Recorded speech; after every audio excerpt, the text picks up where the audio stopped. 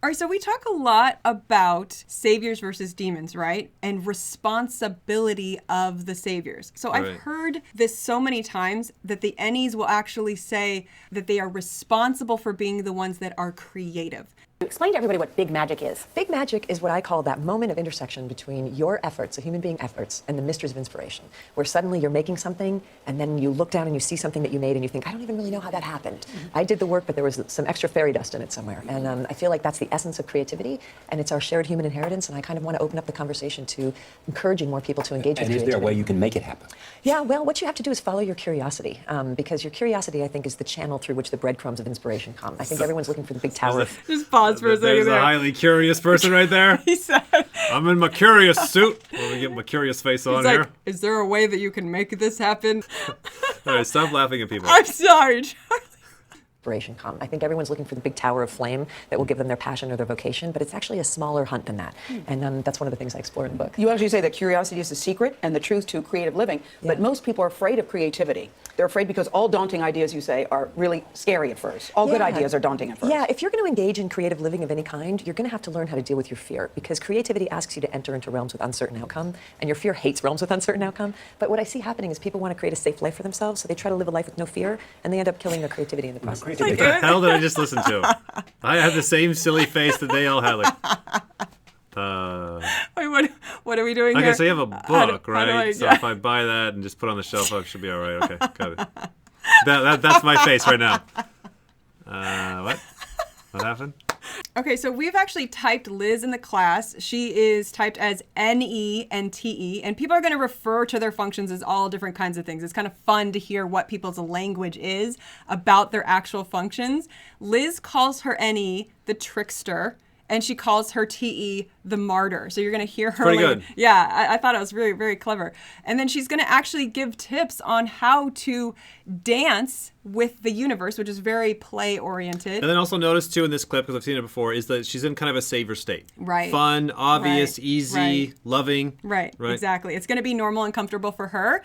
And this is going to be her showing others this is how you grow your NE. Like, what if nothing's holy and everything's allowed? That's what art has been asking for centuries. Even holy, even sacred art has been asking. You know, even the Sistine Chapel has a bunch of little like winks from Michelangelo. Like, what if the Pope's not infallible? What if I like give him donkey ears? What if I, you know, like there's always like this sort of playfulness that art wants to do. And all we want to do is take it so seriously that we kill it and often ourselves in the process. And so if you can learn how to dance with the trickster part of yourself, which is in you, because we all have martyr in us and we all have trickster in us, and trust, that's the thing about the trickster trusts the universe, trusts that if the trickster takes a ball, throws it into the universe, the trickster knows it's coming back. It might come back 3 years from now, it might come back in a hailstorm of like 20 balls, it might come back like in some really comic, strange way. Just the fun lovingness with the chaos, Right. not feeling trapped with the problems. Right. But if you engage, there'll be a response. And the only thing the trickster wants to spend his life doing is playing with that sense of like, put it out there, see what happens, put it out there, see what happens. And it's just a more fun way to live that isn't quite so heavy and isn't quite so macho.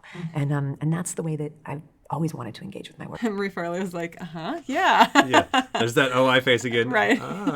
The OIs, they're just like, they feel so trapped and stuck and like, okay, my options are getting more and more and more limited. Yeah. And there's a lot of panic of like, I got to keep looking in the same place for the same kind of answers. Right. And I've seen my any friends be like, oh, well, let's explore this idea and explore Yeah. that idea. Yeah. Like they're, you know, they may be stressed as well, but like their brains go this way. Look for more options. Yeah. The OEs seek more options to the extreme and have a Yeah. harder time when narrowing down and planning and controlling is needed. Right. Absolutely. So the thing that I learned from this is just how comfortable we all are with using our saviors.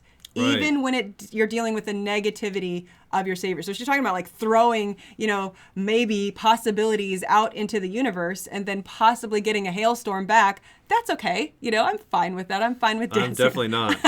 Yeah. I'm fine with dancing with the negativity. The same actions in my body will respond with fear and negativity. Right. And not like, yay, jubilance, creativity. What if the Pope has donkey ears? I'm like, you're going to get your ass sued. I take a page out of that book when it's like, okay, how am I doing that with my demons? So if Yeah. I'm really comfortable when it comes to figuring things out or dealing with new kinds of chaos, how can I deal with the negativity It definitely works. of my demons? Yeah, when you take on the role of like, all right, I'm going to pretend like I'm an EP, and rather than getting freaked out about Yes. this chaos environment, I'm going to Yes. pretend like I'm loving and free spirit, and I'm welcoming balls of chaos to come smashing back in my face. Yay! Yay! Now, you listen to me, Aaron. You don't blow your money on those comic books, you understand? They don't do you a damn bit of good. And the nude mags, you're going to be inherited mine when you're 16 anyway. Now look, the junk food and the candy just rots your teeth, gives you bad breath, and the girls run like hell. Stay the hell away from buying any rock TV shirts or hip-hop gear or anything like that. Arcade games, pick out one that you can do, okay? One that you can do as opposed to a whole bunch of them that you don't know what the hell you're doing. Techno music, this puts a hole in your brain. Are you listening to me? Look at me when I'm talking to you. What the hell? Get out of here.